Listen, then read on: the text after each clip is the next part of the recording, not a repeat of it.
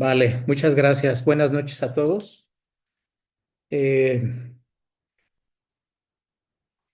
bueno, yo soy el doctor Carlos Martínez Murillo. Vamos a tratar de coordinar. Estoy viendo nada más para ver si hay algunos puntos a discutir, pero me gustaría a mí empezar la plática, la conversación o preguntarles a todos qué piensan de este caso clínico. eh, Bajo la sospecha del diagnóstico de un von Willebrand, ¿ustedes consideran que fue apropiado el desarrollo de la metodología del diagnóstico? ¿Nos faltó algo?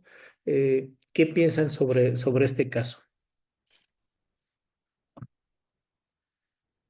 Y puntos relevantes, si alguien quiere usar el micrófono, adelante, o levantar la mano, adelante. Entonces, aquí hay puntos importantes que creo que vale la pena enfatizar, se los comento, y a manera de que igualmente podamos tener la participación de todos. Bueno, es una paciente mujer eh, que tiene historia familiar, que creo que eso es importante, ¿no? Tiene un comportamiento, primero tiene genética en una hermana y tiene componente hemorrágico, si no mal recuerdo, en la madre. Del caso de la rama paterna, bueno, pues se desconoce ahí la situación de herencia. Entonces, hay una carga genética positiva. Hay una historia hay una historia, perdón, personal de hemorragia, ¿no? Prácticamente desde los primeros años de vida, y se hace muy eh, evidente, pues evidente cuando ella empieza prácticamente con la menarquia, que empieza con estos datos de hemorragia importante. Y bueno, a pesar de eso, creo que el punto ginecológico es un punto muy relevante e importante que nos permite sospechar eh, la situación de una enfermedad hemorrágica, particularmente hereditaria, en ese aspecto. Entonces, ahí ese otro punto relevante. Tiene un cuadro aparentemente, bueno, de púrpura seca y tiene púrpura húmeda porque tiene epistaxis recurrentes que han meritado incluso tratamientos. Eh, y bueno, le hacen, digo, particularmente en cuanto a la historia hemorrágica, que ha meritado incluso tratamientos, ¿no? La hacen, por supuesto que estuvo correcto, en algún momento le hicieron este cuestionario del STH-PAT, donde evidentemente tiene un puntaje alto para una enfermedad hemorrágica, que esto es un valor importante en cuanto a la sospecha diagnóstica. Y en el abordaje del laboratorio, pues tiene una cifra de plaquetas normales, si no mal recuerdo, es normales. Entonces, bueno, aquí nos da la pauta para descartar otros padecimientos que pueden ser particularmente que se asocian con trombocitopenia, incluyendo von Willebrand tipo 2B, sabemos que se asocia a trombocitopenia. Encaminado sobre ese proceso, pues le determinan pruebas de von Willebrand, y aquí tiene valores bajos de factor de von Willebrand, tanto el antígeno como la función, lo que pues al hablar de este descenso, pues habla que es la sospecha de un tipo 1. La hermana tiene igualmente, parece un tipo 1.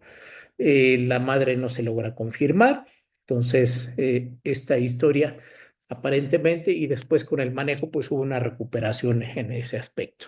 Entonces, bueno, creo que razonablemente se llevó el diagnóstico. Podemos debatir sobre los niveles de factor von Willebrand en cuanto al antígeno y la función, si es o no, cómo se considera actualmente von Willebrand. Pero bueno, aquí quisiera adelantar porque ahora que regresemos, si alguien quiere comentar, adelante. Me gustaría que discutiéramos algunos puntos que vamos a regresar a discutir con todos. ¿Qué estrategias de manejo ginecológico son más adecuadas para controlar la menorragia? ¿Ustedes cómo consideran en el caso de esta enfermedad hemorrágica y que nos enfrentamos mucho al médico hematólogo, cómo controlar un problema hemorrágico? Entonces, no sé si alguien quiere tomar la palabra. Aquí yo me gustaría nada más dividir y considerar lo siguiente. Es muy diferente el manejo ginecológico, o a considerar más que diferente el manejo ginecológico que se le puede dar a una mujer adulta, a una adolescente, o incluso potencialmente alguien que no ha llegado todavía a la menarquia, ¿no? Entonces, nada más para que consideren esos aspectos relevantes. ¿Ustedes qué harían? ¿Lo mandaran con el ginecólogo? ¿Qué harían en cuanto al manejo? Entonces, y el punto es, ¿qué estrategias de manejo ginecológico son los adecuados? ¿Ustedes qué consideran como médicos hematólogos? Así que adelante, por favor. Perdón, no había visto, Alfredo y luego, Seir Ruiz. Hola, doctor, buenas tardes. Alfredo Cortés, residente de tercer año del Servicio de Hematología del Hospital Juárez de México. Adelante. Pues basándonos de manera inicial en esta primera pregunta, que son las estrategias ginecológicas, sí es bien importante señalar lo que usted menciona, o sea, estamos ante una paciente de 15 años, o sea, es una paciente que todavía pues no está expuesto pues ni siquiera a varios, pues a todo lo largo de su vida, sus ciclos menstruales, lo más seguro es que no haya iniciado vida sexual, no sabemos ni siquiera si va a querer tener hijos o no. Entonces sí debemos de manejarlo de una manera muy, muy cautelosa, pero ya basándonos principalmente en esta primera pregunta de las estrategias ginecológicas, algo que le pudiéramos ofrecer a la paciente o de lo cual sí se pudiera ver beneficiada, pues es de la terapia hormonal. Actualmente pues tenemos de varias formas, tenemos desde anticonceptivos orales, dispositivos intrauterinos, medicamentos inyectables, pero pues todo esto con el sustento de que pues la terapia hormonal o principalmente lo que vienen siendo los estrógenos, pues su utilidad en los pacientes con enfermedad de von Willebrand es porque pues nos aumentan las proteínas procoagulantes de propiamente el sistema de coagulación y disminuyen la actividad de los anticoagulantes naturales. Entonces, en este sentido, si la paciente sí se pudiera ver beneficiada a lo mejor de anticonceptivos orales. Sin embargo, pues no es la única estrategia. En lo personal, pues yo soy hematólogo de adultos, entonces, yo creo que optaría por esa opción. Sin embargo, pues no es la única. También podemos contar, por ejemplo, con dispositivos intrauterinos, liberadores de progesterona o de estrógenos, esto con la intención de regular el ciclo menstrual y poder disminuir así el flujo sanguíneo con la paciente y pues ayudarla también en estos episodios de sangrado abundante que ella ha tenido. Y ya yéndonos a lo mejor un poco fuera de la terapia hormonal, pero también no sé qué tanto entre en el manejo pues ya hematológico, pudiera ser los antifibrinolíticos, pues esto con la intención de inhibir la trombolisis mediada por la plasmina y darle estabilización al coágulo. El que más utilizamos en los pacientes con enfermedad de von Willebrand pues puede ser el ácido tranexámico. Esto obviamente pues se tendría que ser coordinado al momento de que la paciente inicie con sus días de sangrado, o sea, con su menstruación. La dosis pues puede variar, la más estandarizada puede ser de 15 a 20 miligramos por kilogramo de peso, llegando a una dosis máxima de 4 gramos al día. Pero como le comento, esto ya siendo fuera del manejo propiamente hormonal y no entrando a otras medidas más hematológicas como pudieran ser los análogos de la hormona antidiurética u otras situaciones que a lo mejor ya hablaremos más adelante.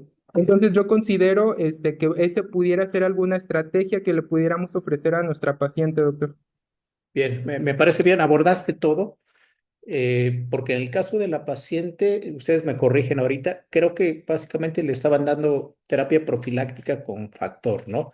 No sé si usaron otros tipos, como es la desmopresina que lo mencionaste, no sé si tuvo terapia hormonal, si quieren ahorita lo discutimos. Mientras, si quieres hablar, Say Ruiz, adelante, por favor, y complementamos la discusión que estamos teniendo. Hola, buenas tardes. Yo soy Zair Zárate del Hospital Civil Nuevo, Juan y Menchaca de Guadalajara. Soy Muy residente de bien, hematología pediátrica. Mucho gusto. vale, En cuanto, complementando un poco a mi compañero, en efecto, pues estos pacientes, de acuerdo a las guías del 2021 de la ISTH, pues mencionan que sí se ven beneficiados por la terapia hormonal combinada y también con los sistemas de liberación prolongada de levonorgestrel en los dispositivos intrauterinos, pero también haciendo el comentario de que pues es una paciente de 15 años y pues no sabemos cómo está su vida sexual, porque también los dispositivos intrauterinos se recomienda que se apliquen ya que las pacientes inicien una vida sexual activa. Ponerlos previo es controversial, si es posible, pero también es controversial. Por eso, a mi parecer personal, yo sí haría un manejo multidisciplinario con el ginecólogo para llegar a un acuerdo, porque también en la nota del resumen del caso clínico mencionan que los papás y la niña no están tan de acuerdo en el manejo hormonal, que también no que no estén de acuerdo no cierra el mundo. Como comentaron, el uso de ácido tranexámico, pues la paciente se ve muy beneficiada, que se puede dar tanto vía oral como vía intravenosa, dependiendo de los ciclos. Y haciendo el comentario de lo de la profilaxis de la paciente, hay que tener en cuenta el fenotipo sangrante que tiene la niña, que ha presentado otros tipos de sangrados como epistaxis y de sangrado de tubo digestivo, aparte del sangrado menstrual.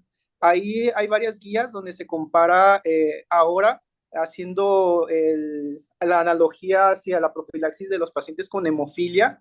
Mencionan que los pacientes de von Willebrand, a pesar de que sean tipo 1, pero que tengan un fenotipo sangrante severo, se ven beneficiados por esta profilaxis.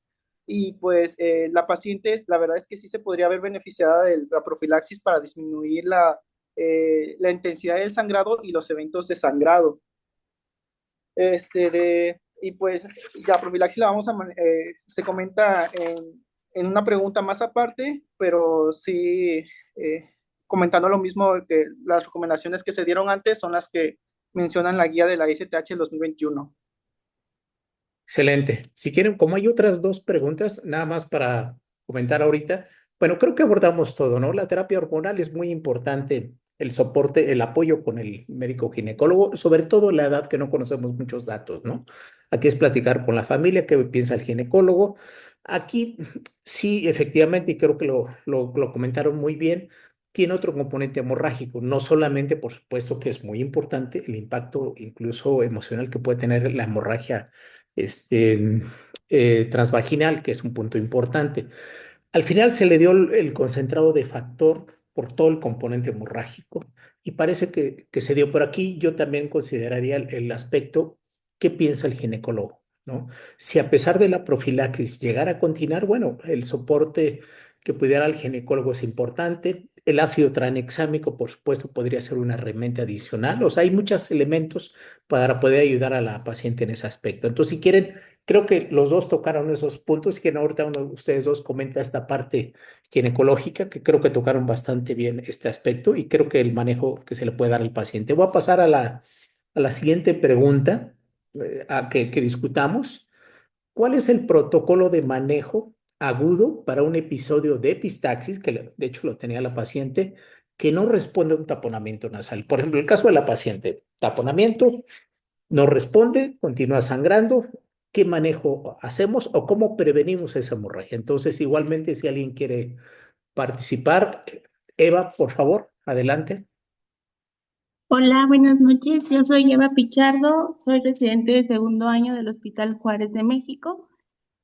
Bueno, pues vamos a tener que, de acuerdo a la ISTH, hay, digamos, un cronograma de eventos que podamos utilizar respecto al tratamiento de la epistaxis. Idealmente, el primer paso, pues, van a ser el uso de vasoconstrictores tópicos, que sería, pues, lo inicial. En el caso de que esto no funcione, como bien nos solicita la pregunta, es la cauterización nasal. En el caso de que no haya visibilidad de algún vaso sangrante, pues se puede utilizar un taponamiento nasal.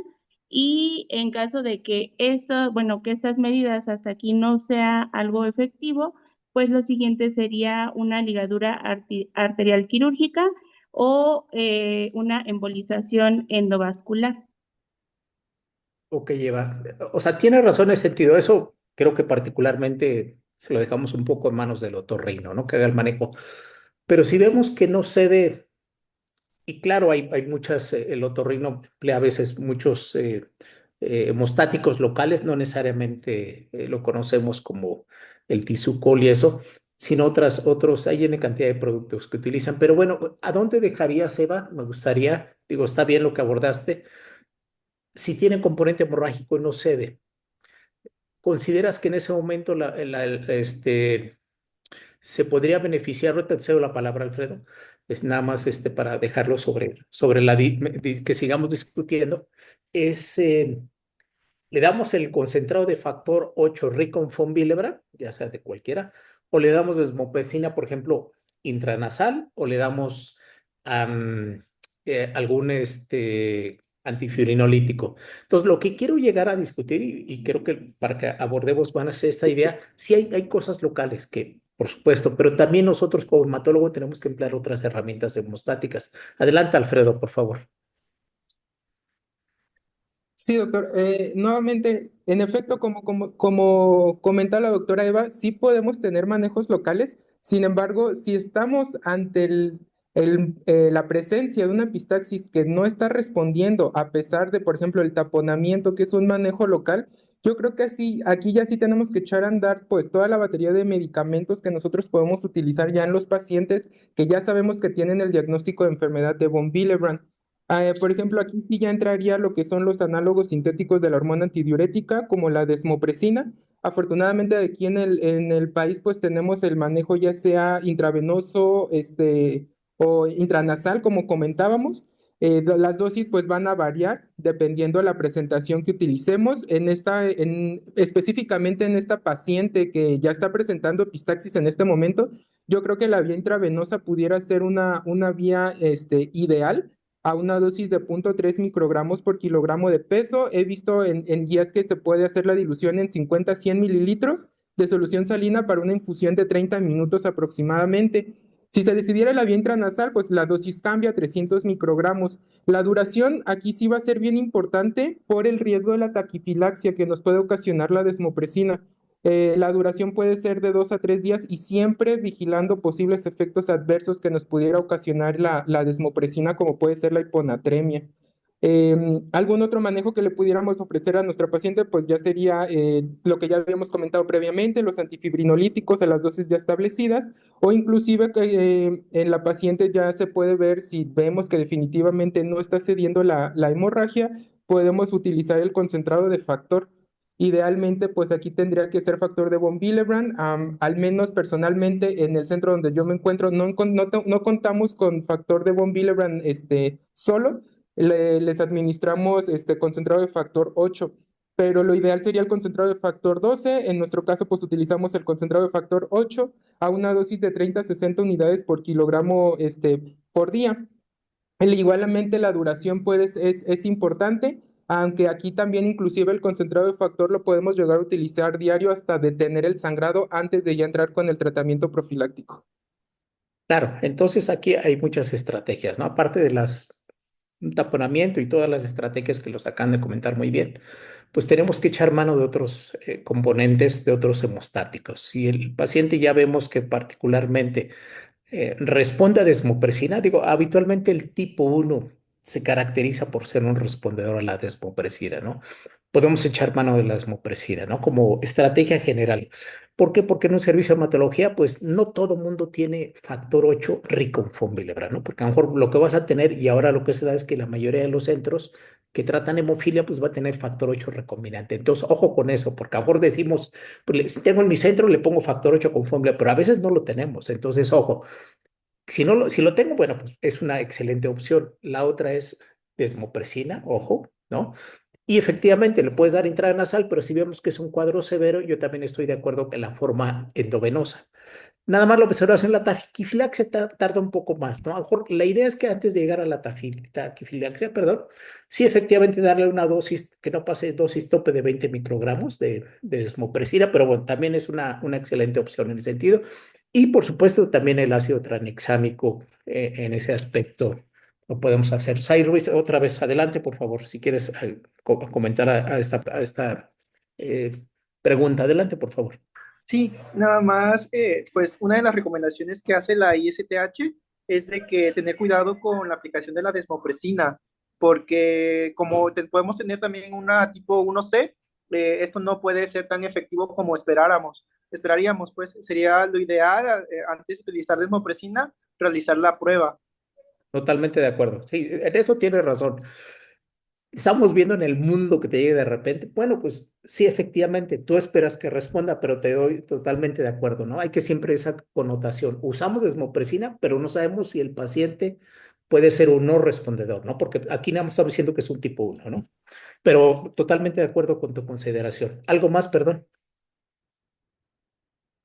No, ya todo. Vale, entonces, bueno, creo que abordamos las opciones que podemos tener. Va a depender del escenario, ¿verdad? Que tengamos donde nos encontremos, ¿no? Porque a veces uno piensa, estoy en mi servicio, tengo otro, pero bueno, pues ahora estoy en otro sitio, estoy en un hospital privado donde nada más hay o no hay nada, ¿no? Pues desmopresina,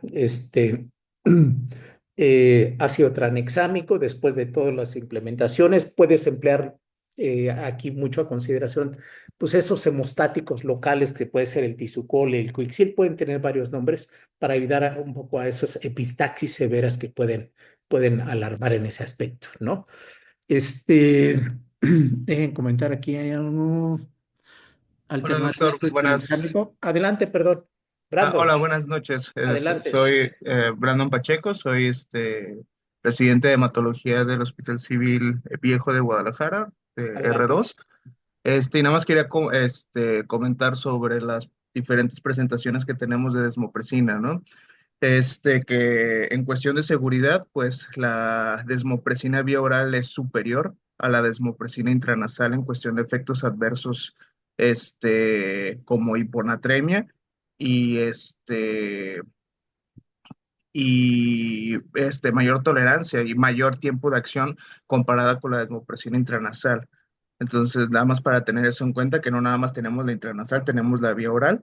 Y pues al menos en los cortes que he leído de 145 pacientes, pues la desmopresina intranasal, pues sí aún con las medidas preventivas, profilácticas de no tomar tanto líquido y todo esto, presentaban una hiponatremia versus los pacientes que la consumían en forma de vía oral. Vale, excelente observación. Nada más el problema de la intranasal, que bueno, en México no hay tanto en spray, hay la forma intranasal en spray, y el problema efectivamente de la consalmizar, la forma intranasal, con las consideraciones que hacen, el problema es la absorción. Si bien hay está una gran irrigación que permite la absorción, en general se considera que un 10 a 15% de la que se administra de forma intranasal se absorbe. Entonces, habitualmente se considera que se tienen que poner hasta 300 microgramos de lo que viene en el frasco. Son algunas consideraciones. Pero bueno, si es lo que tienes, con las cautelas que bien acaban de comentar, hay que estar revisando al paciente, ¿no? Pero creo que son observaciones totalmente válidas. Y voy a pasar a la última análisis que hagamos, para que ahorita que regresemos, ¿qué recomendaciones específicas vamos a dar al paciente y a su familia para prevenir estos eventos hemorrágicos graves? Entonces, nuevamente, nosotros como médicos hematólogos que estamos al frente del caso de la paciente o la familia, ¿cómo vamos a manejar, no? ¿Te viene ya con hemorragias o tiene historia de hemorragias de tubo digestivo, sangrado transvaginal, a lo mejor hasta en extracciones dentales? Entonces, ¿cómo le decimos que lo vamos a manejar para evitar en el futuro estas situaciones de hemorragias, que puede llegar algunas veces hasta hemorragias graves? Entonces, adelante, por favor, Alfredo. Sí, doctor, como menciona, pues sí, sí se tienen que hacer prácticamente recomendaciones específicas.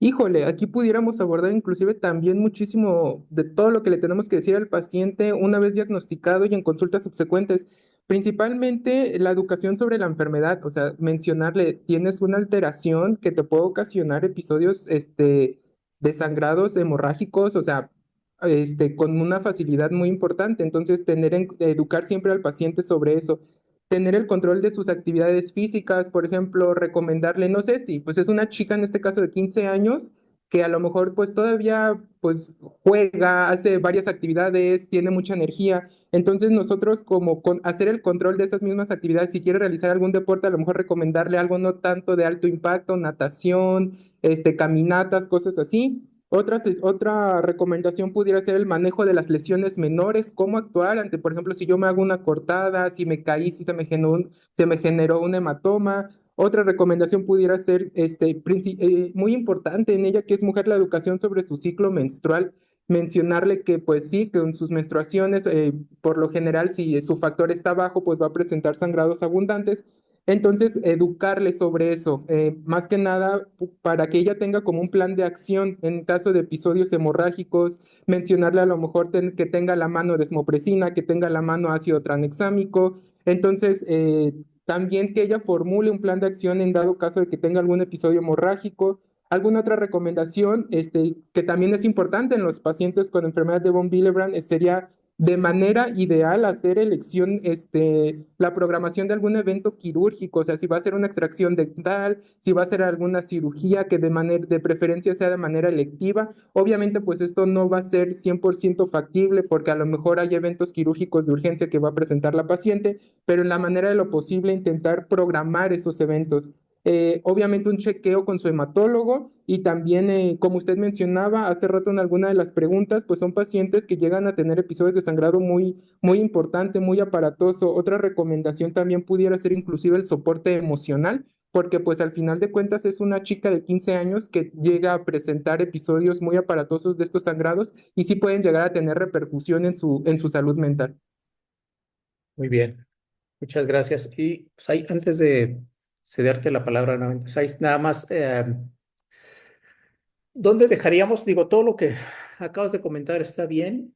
¿Y dónde dejaríamos, en este caso, esta paciente, el empezar a darle de manera profiláctica? Si sabemos que una recomendación que podemos dar, contar con el concentrado de factor Rickon von Willebrand, yo creo que es otra eh, herramienta de tratamiento muy importante que tenemos que tener en consideración. Independientemente del abordaje que se le puede hacer con la familia, las consideraciones que estoy de acuerdo, pero ya es una paciente que para evitar ese impacto que ya lo acabas de mencionar, psicológico, y es muy grave porque hay pacientes que usan literalmente pañal durante los periodos menstruales y eso genera en verdad un impacto mucho en la autoestima de las personas. Entonces, ¿qué tanto, además de todas esas consideraciones, habría que decirle si ese es un impacto importante? Y antes incluso, porque antes se usaba incluso llegar hasta la histerectomía en el caso de las pacientes donde fuera un problema la hemorragia transvaginal. También considerar esto. ¿Tú qué piensas, aparte de tu comentario que vas a hacer, Sais, por favor?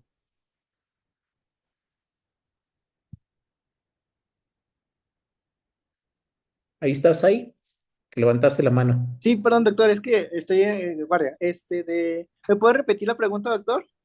Sí, estábamos hablando de las recomendaciones en cuanto al manejo de la hemorragia grave que pueda tener el paciente. ¿Qué recomendaciones habríamos que darle? Claro, aparte del soporte emocional, psicológico, pero ¿qué recomendaciones de tratamiento también tendríamos que darle a esta paciente? O a las pacientes que tengan características similares, o en general los pacientes con von Willebrand, sean hombres y mujeres. Sí, aquí es muy importante tener en cuenta el fenotipo de la paciente. La paciente presenta un fenotipo sangrante que se puede clasificar como severo por sus antecedentes hemorrágicos, gastrointestinales y epistaxis recurrentes.